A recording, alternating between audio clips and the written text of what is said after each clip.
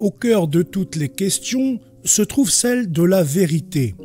Les hommes ont-ils bien conscience de la révolution qu'ils veulent accomplir? Laisseront-ils périr le droit d'où la logique et d'où l'histoire ont fait découler tous les droits? Laisseront-ils la force reconquérir la conscience, le droit de l'homme prendre la place du droit de Dieu? Si l'homme est libre, il ne doit obéir qu'à Dieu, de qui toute justice et toute autorité découlent.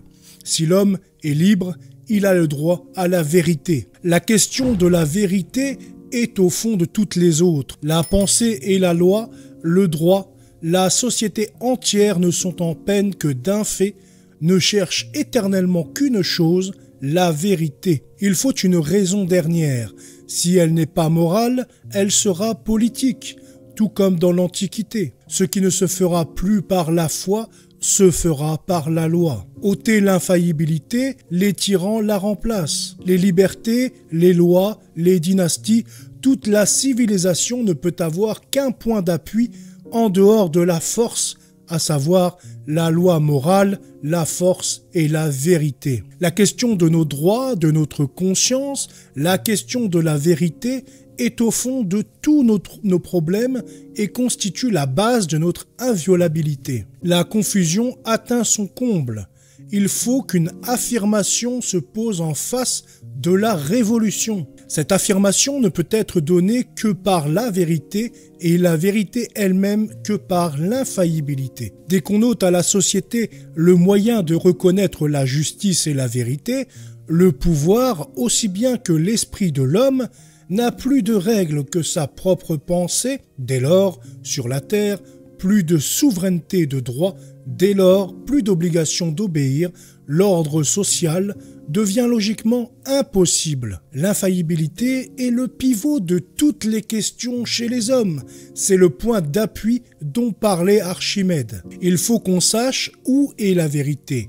Autrement, on ignore où est le droit, où est la loi, où sont les mœurs, où est la société, et les hommes cherchent les principes à travers des révolutions et des déchirements sans fin. 4 droits tenaient debout l'Europe: l'infaillibilité, la royauté, l'hérédité et la propriété. 4 erreurs les ont successivement ébranlés: le gallicanisme, le libéralisme, le républicanisme et le socialisme. Le gallicanisme en attribuant les droits du Saint-Père aux membres du concile et au roi, le libéralisme en attribuant ceux du roi aux assemblées et à la foule, le républicanisme en renversant au nom de droits prétendus innés les droits acquis issus du mérite de l'homme, et le socialisme en distribuant le capital à ceux qui n'en ont point créé. Car celui-là vint renverser l'hérédité morale dans l'aristocratie, qui n'est que le développement social de la famille, et celui-ci convertir en droit public le droit essentiellement personnel de l'individu. C'est d'en haut qu'est parti le mal.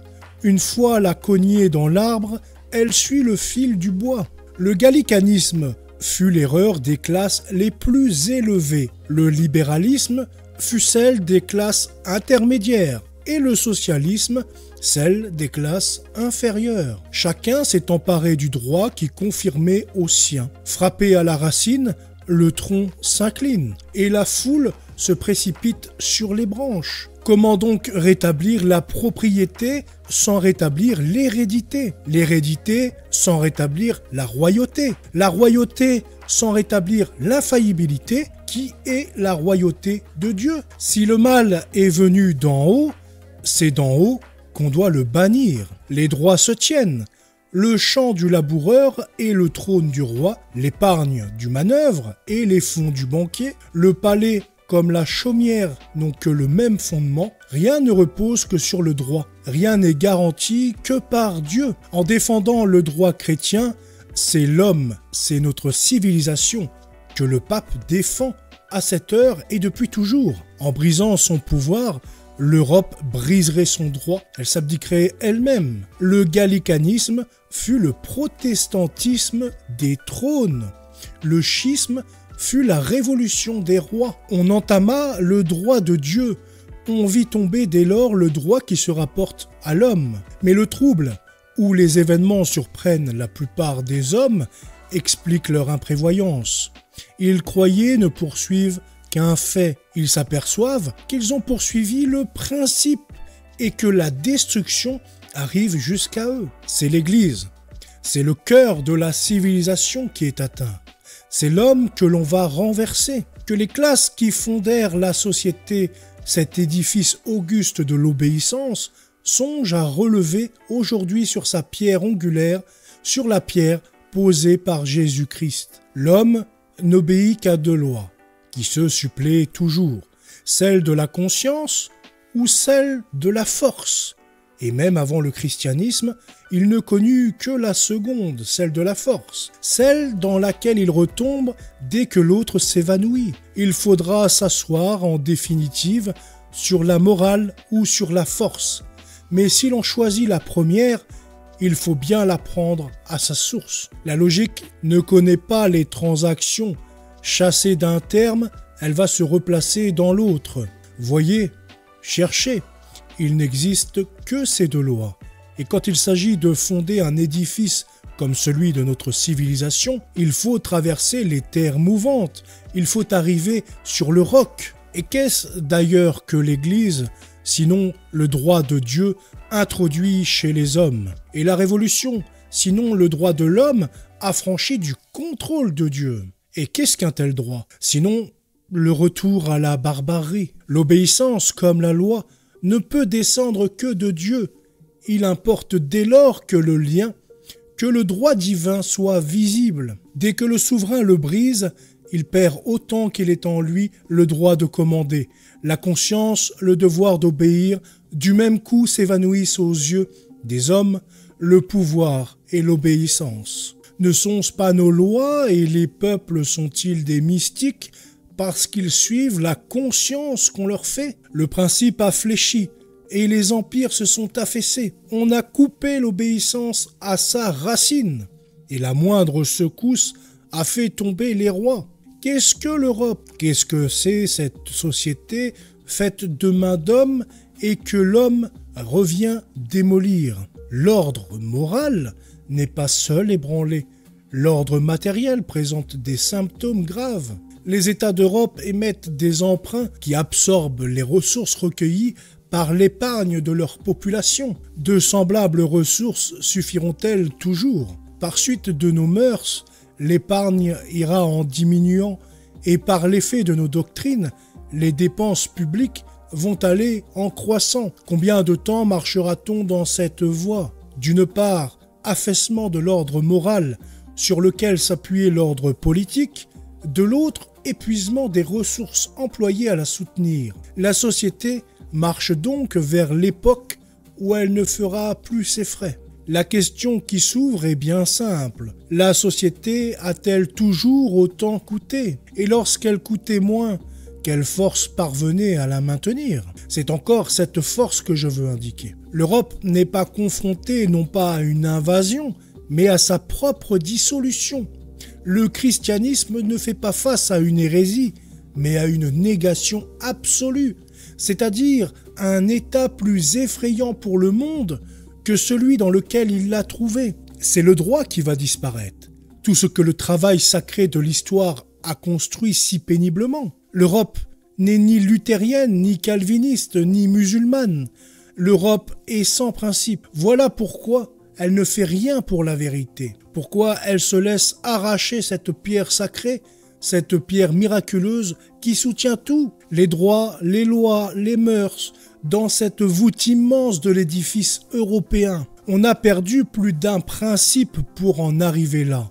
C'est pourquoi nous devons remonter vers celui d'où les autres dérivent et sur lequel doit se fixer notre pensée. Les conséquences viennent toujours. Elles forment ici la dernière partie. À quoi servirait d'exposer de nouveau toutes les conséquences qu'on a perdues qu'en perdant le principe? Il n'existe au fond qu'un principe dont tous les autres ne sont que des applications. Mais ces diverses applications ne sauraient jamais être opposées. En les séparant, on les brise comme la branche que l'on enlève au tronc. L'unité d'un principe pour l'homme se lie dans l'unité de sa raison. L'âme n'a qu'une seule loi.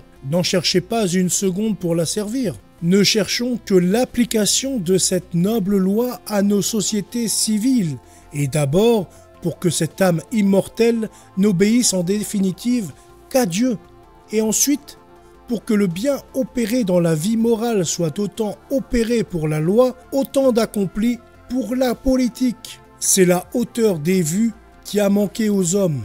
Ils n'aperçoivent plus que leur intérêt, même se rattachant à la morale et à la politique, la morale et la politique à la théologie, que dès lors il nous faut la foi. Dans nos philosophies étroites, nous avons pris quelques idées pour des doctrines et nos abstractions pour des lois. Hors de la tradition des hommes, l'intelligence individuelle ne saurait aller loin. C'est notre esprit, non la doctrine, qui a été pulvérisé par l'analyse. Sans cette tradition qui nous élève et nous complète par le sens commun, il n'y aurait ni éducation, ni société, si l'homme pouvait grandir par le moi et se former à chaque époque par des idées individuelles. L'Église, avons-nous dit, est attaquée. C'est la notion de l'Église qu'il faut rétablir dans sa force. Ici, la raison donnera la démonstration rationnelle de l'infaillibilité, celle de la société moderne. La foi dans ma raison répand tant de lumière, la raison dans ma foi a mis tant de clarté que peut-être il en sortira ici une étincelle. La révolution est la dernière barbarie, celle qui détruit les germes que la première enveloppait. Le signe du retour de la barbarie n'est pas seulement dans l'anarchie qui pénètre parmi les âmes, mais dans la rareté, mais dans l'impopularité des idées élevées. Il semble que nous avons connu une époque où les idées étaient estimées chez les hommes en raison de leur élévation, que les nations décident si elles veulent revenir vers l'Église qui les a affranchis ou marcher vers le despotisme qui les engloutira. Enivrées par l'orgueil, elles ne voient que des rêves de bonheur et d'émancipation, alors qu'on les a dépouillées et qu'on les conduit à la mort. Cercle fatal, la France périt par l'oubli des principes et, constamment enchaînée à ce qui se montre à la surface, elle fuit le chemin qui remonte aux principes. C'est ainsi qu'on devient la proie des événements. Celui-là seul est libre qui vit dans les causes morales, dans la cause des mœurs, dans la cause des lois. Là se tient le secret d'une époque, le nœud de l'avenir. Mais parmi tant d'esprits qui se déclarent indépendants, où est l'homme assez fort pour entendre la vérité? Où est celui qui veut réellement un principe?